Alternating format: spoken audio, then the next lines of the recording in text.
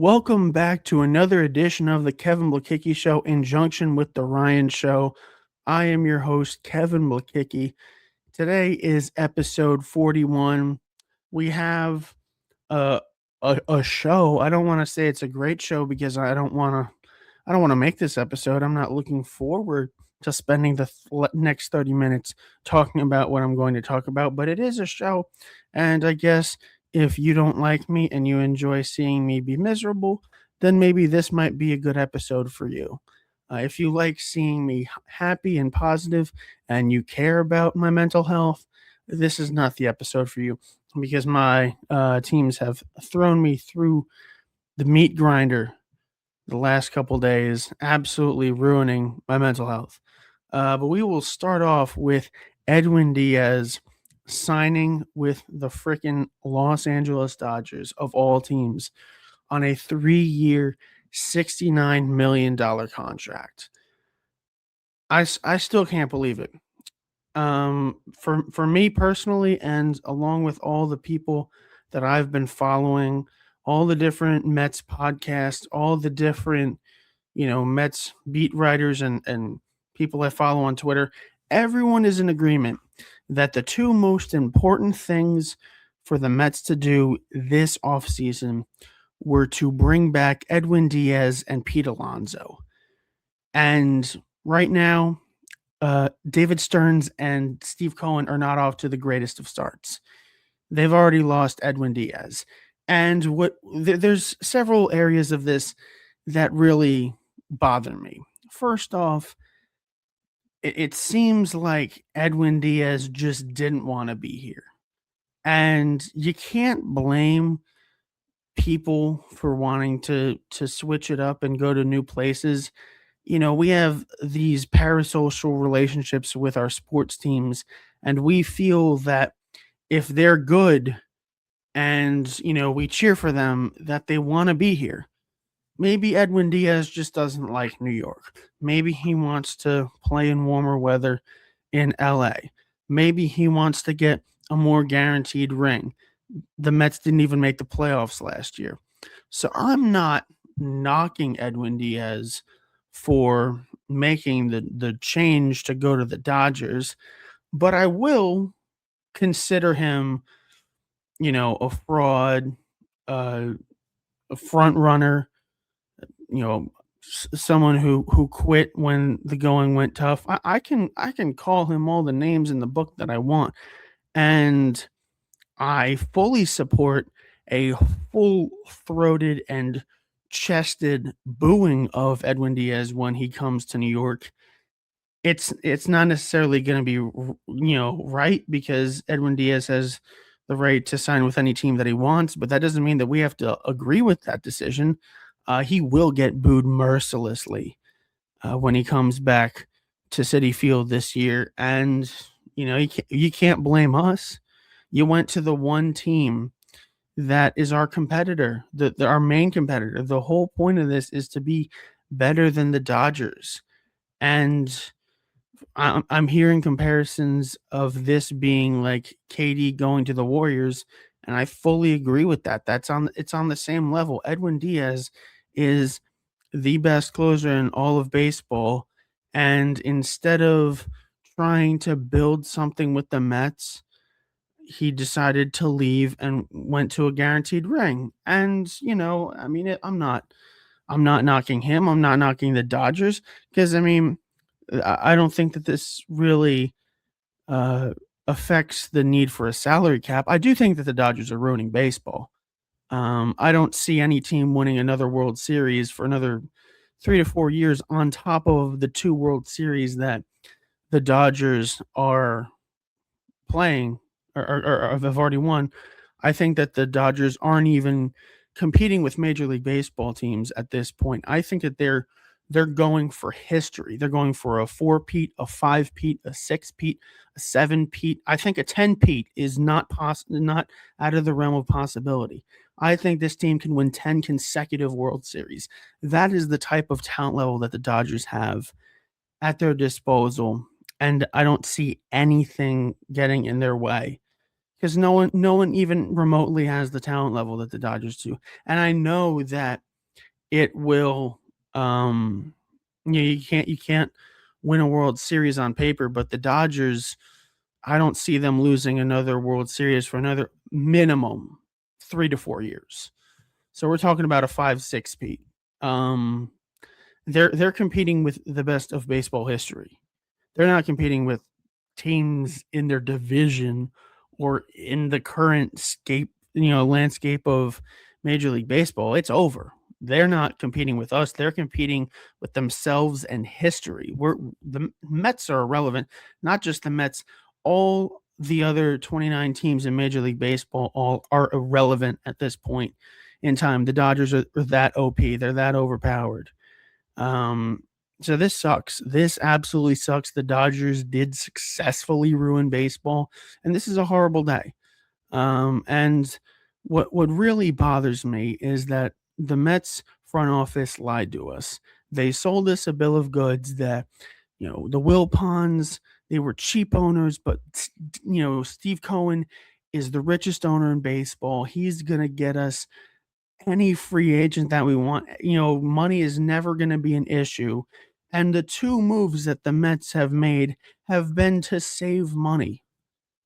Like David Stearns needs to get his head out of his ass. This is a very important offseason for the New York Mets because we're probably going to head towards a lockout in the next season in 2027.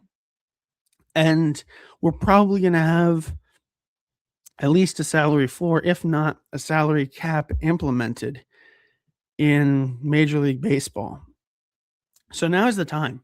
Now is the time to literally go buck wild, go all out, and sign every single free agent and trade for every single player that you can. This is the time to load up, and the Mets just aren't doing that. And the Mets have to do so much just to even compete with the we're not even talking about competing with the Dodgers. The Mets have so much work to do just to become a playoff team.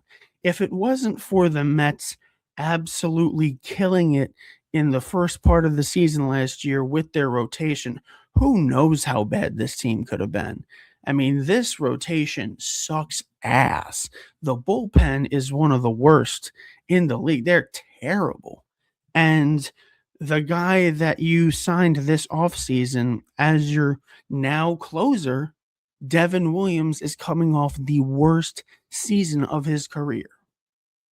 So we're hoping that Devin Williams can turn back the clock and be the same guy that he was in Milwaukee. He did improve his numbers towards the end of the season, but I mean, what are we doing here? I mean, the Mets are currently no better off with Steve Cohen and David Stearns than they were with during the Wilpon era. I'm sorry. I'm just calling a spade. We're not making the playoffs in consecutive years. That happened under the Wilpons. We're not. We're still losing to teams in our division that we're significantly better than, like the Marlins and the Nationals. We did that under the Wilpon era. I've seen the Mets go to the World Series under the Wilpons. I still haven't seen it, even though that Steve Cohen promised that the Mets would win a World Series within the first 5 years of him owning it, and we haven't even been to it so far. Look, I appreciate the fact that we got Juan Soto. That might be the worst contract ever given in the history of Major League sports, or professional sports, I should say, because I mean, this team is terrible. I mean, we're looking like at best a third place team in the NL East. I mean, we really have to go scorched earth on the rest of these positions of need. The Mets need a left fielder. It has to be either Cody Bellinger or Kyle Tucker. Pete Alonso has to be re-signed. We need a third baseman. Probably go get Alex Bregman. Trade for Tarek Skubal. Trade for Mason Miller if you can. Trade for Fernando Tatis. Trade for everybody. I better not. We have to have open tryouts for our minor league players, for our minor league ball clubs. We need to empty out the entire farm and ruin our future and only care about the right now, because there's gonna be no future. We're not gonna be able to keep everybody if they implement a salary cap, which I assume is going to happen after the lockout. So we need to get everybody, put all of our chips in, and try and buy a World Series. That's all that we can do at this point. We have to screw player development. I don't want to see any I want to keep Jonah Tong, and I want to keep Nolan McLean, especially Nolan McLean, because he was absolutely fantastic last year. I think that if he had a few more starts, he might have actually been the Rookie of the Year in the National League. But the Mets have to go scorched earth and buy everyone. They need to trade and sign every single major free agent. They already whiffed on Kyle Schwarber. They offered him 3 years, $120 million.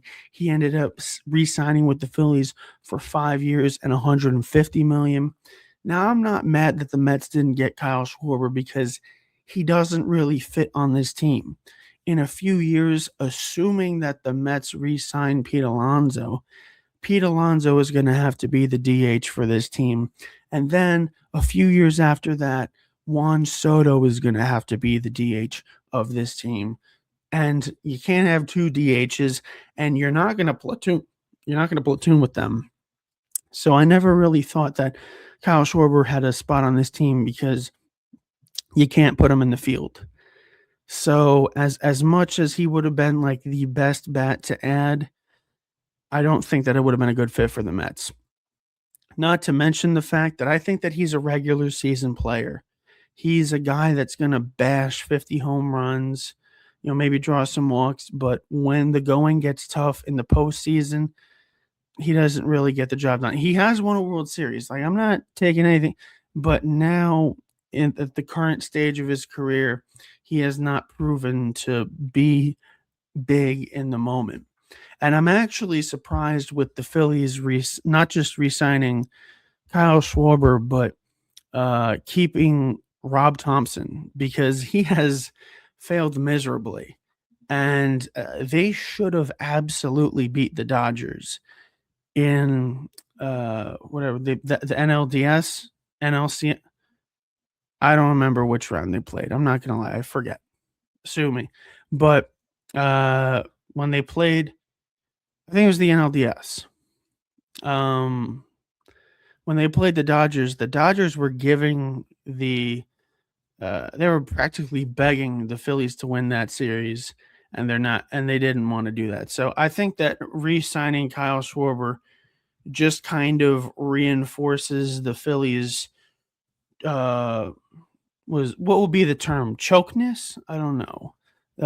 Their inability to come up clutch in big moments.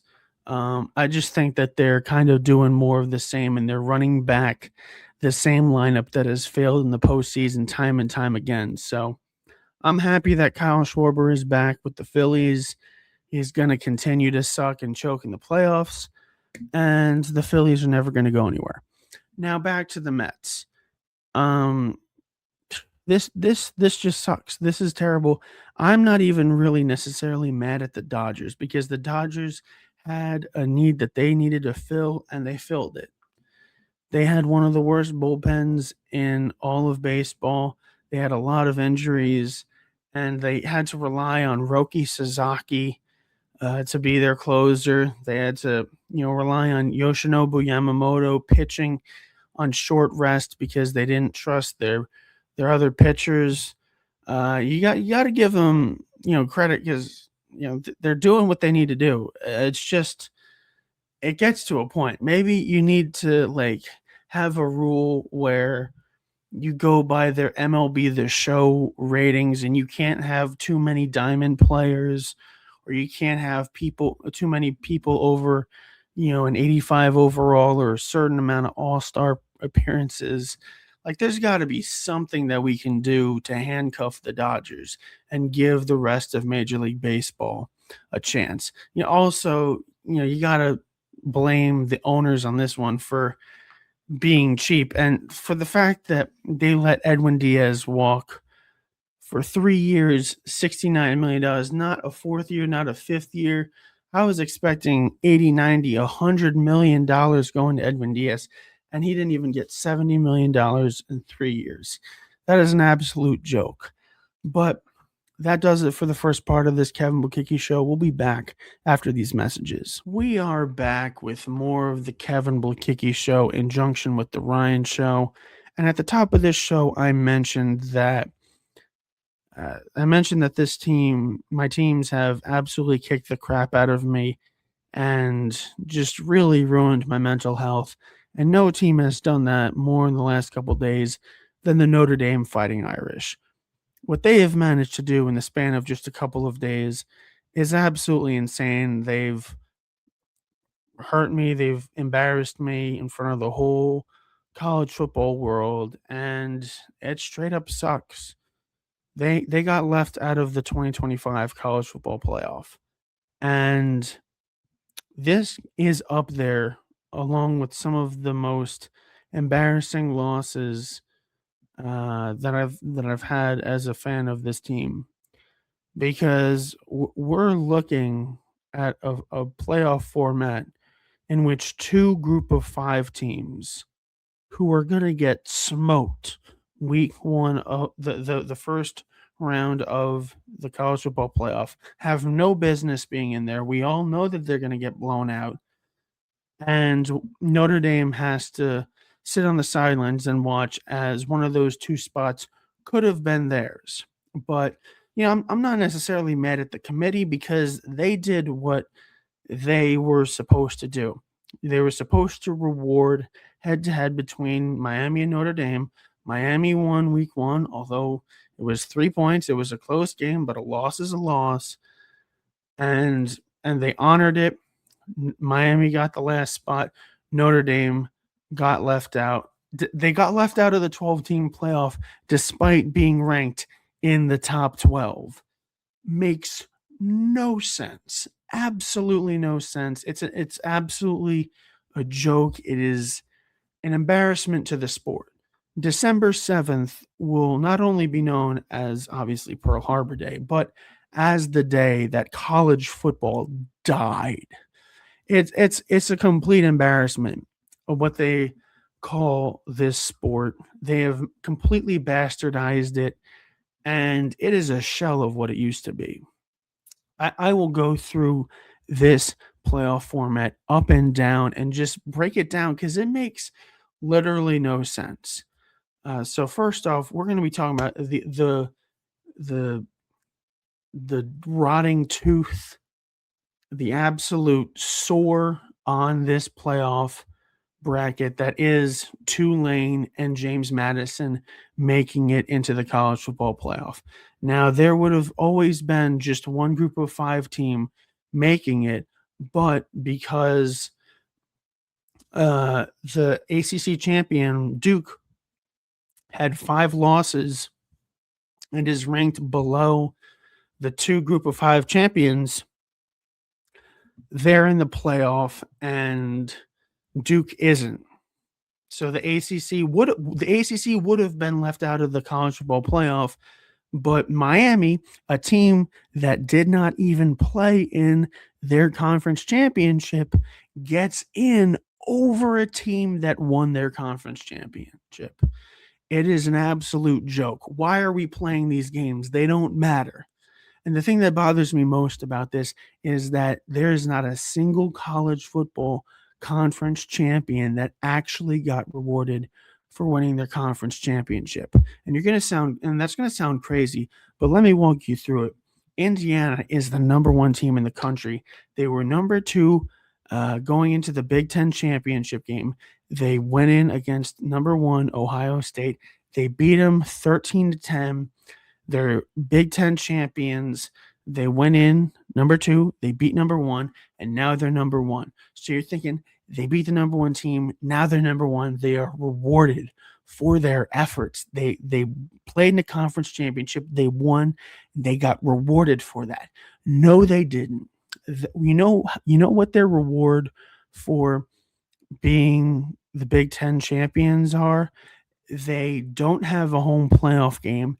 Not only that, they have to play a neutral site game after a bye week, which is about 11 days after the first round of the college football playoff finishes. And not only that, they have to play on the other side of the country in the Rose Bowl in Pasadena. Now, I know that, especially as a Big Ten school, that is a big deal playing in the Rose Bowl.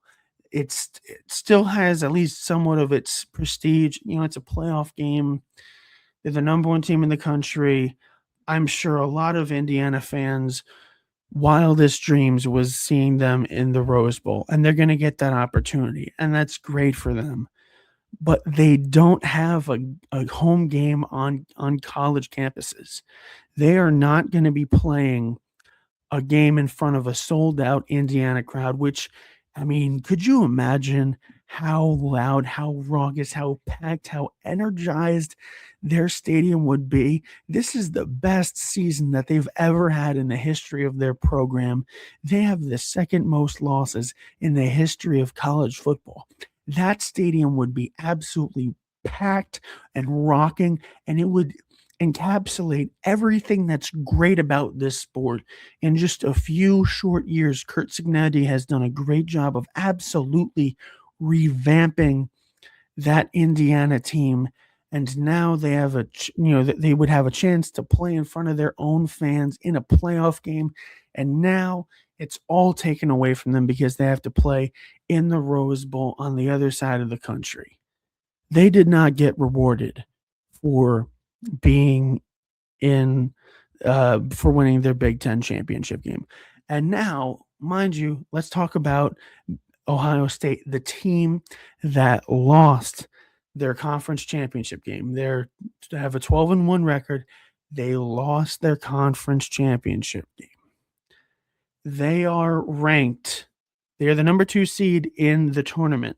They are ranked ahead of number 3 Georgia, who's 12-1, won the SEC, and they are ranked above Texas Tech, who's 12-1, and ranked above who is Big 12 championship. So they're ranked above both of those two teams, despite losing in their conference championship. How does that make sense? The number 2 team should be Georgia, and the number 3 team should be Texas Tech, and then Ohio State should be number 4 for losing their conference championship. How are you going to look at me and say that conference championships matter when you're going to rank teams that lose and put them above teams that win? Tell me now, on paper, I will say that if we're talking about the 12 best teams in the country, that Ohio State is number 2, if not still number 1. I understand Ohio State should be the number 2 team in the country, but you cannot rank them above 2 teams that actually won their conference championship. That is a disgrace. That is so stupid and idiotic. And so that there is, and speaking of other teams in their conference championship, Alabama was number 9 going into conference championship week. They play in the SEC championship. Mind you, there are 2 teams that have better records and are ranked above them in the SEC and weren't even invited to the conference championship game. That being Texas A&M and Oklahoma. Texas A&M is 11-1. Oklahoma is 10-2, and now Bama is 10-3. So you had a 10-2 team and an 11-1 team that were not invited to the college football playoff. Were not invited to the SEC championship game, but Alabama was. And when Alabama got boat raced, They stayed at number 9. They stayed at number 9, and BYU, who also got boat raced by Texas Tech and had 2 losses, their only 2 losses being to Texas Tech, they drop in the rankings. So both Alabama and BYU get blown out in their conference championship games. Alabama doesn't move a single spot. BYU wasn't even in the playoff at that time. They were ranked number 11. They were on the outside looking in. Again, they were a top 12 team, but not in the college football playoff because we have to have these group of 5 teams in there. And then so BYU is out of the playoffs, and they got moved down a spot, even though that Alabama lost and they didn't move down. This is why when people say that Notre Dame should join a conference, I look at them and look at them like they have 3 heads on their shoulder, because it makes no sense, because the college football playoff committee has done absolutely nothing to reward teams for actually winning the conference championship. Because all these conference championships, all these conference champions like Georgia and Texas Tech, they also have to be playing these neutral site games. They're not playing these games in front of their home fans. Do you know how crazy it would be if Texas Tech got a home playoff game? That's going to be amazing. Now we got teams like Oregon and Texas A&M who are known for having loud and raucous environments. And I'm excited to see those teams play in front of their home fans during the playoffs. Kyle Field is already one of the loudest stadiums in college football, but now you're adding the playoff on top of it. It's going to elevate it even more. But I can't even wrap my head around this college football playoff. There needs to be major changes in the offseason. And speaking of, I'll circle back to Notre Dame. They continued to embarrass me because after it was announced that they were not going to go to the college football playoff, they immediately withdrew their name from all bowl game consideration. I love bowl season. I love the Pop-Tart Bowl. I love the Pinstripe Bowl. I love all of it. I think it's cool. It's fun little background noise, cute little college football games. Get to play for a trophy. Sometimes they really lean into it, like the Pop-Tart Bowl. You get the mascots and everything. You get a cool trophy. It can be fun. Even with all the opt-outs, it can be fun.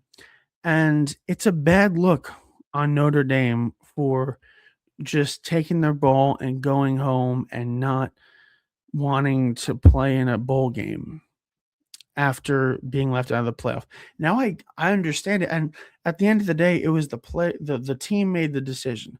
So if the players are on board with not wanting to play, that's their business. If they don't want to play, they shouldn't have to play. I think it's sad that all these players want to opt out, especially with NIL. These players are getting paid sometimes in certain cases more than they would be getting paid in the NFL if they make it.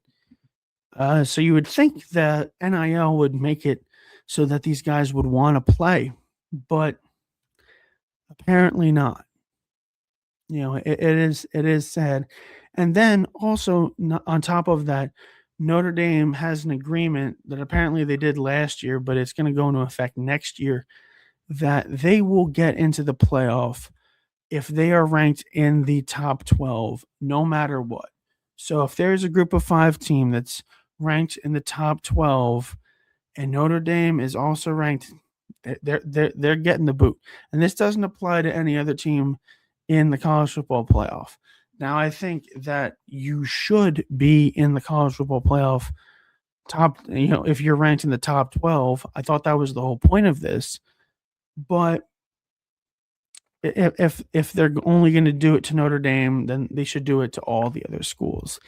And the last thing that I'm going to leave you on is 44-year-old Philip Rivers is working out with the Colts. He signed a practice squad deal, and he's gonna try and be the Colts starting quarterback. Mind you, he retired in 2020. He hasn't played since COVID, and now he's going to try and revive the Colts after Anthony Richardson is out with a face injury. Daniel Jones is out for the year with an Achilles injury. Apparently, Riley Leonard can't play. And that's another thing.